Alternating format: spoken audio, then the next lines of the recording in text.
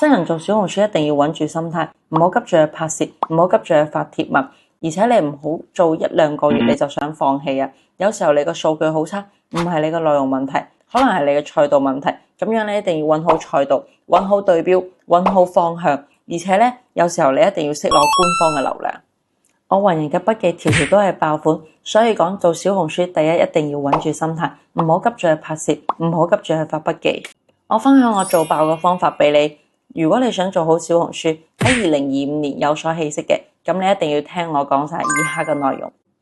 喜好階段，如果你嘅小眼睛連300都冇，咁你就要按照我以下嘅方法嚟做，一步一步嚟，咁就可以解決你喜好嘅流量問題。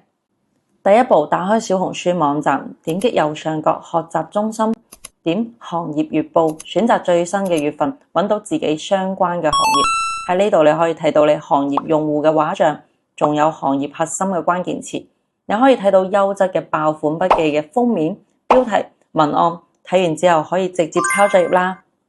另外仲可以喺直播中心同客戶中心裏面可以睇到官方出嘅免費教程，乾貨內容非常之多，你仲唔快啲學習？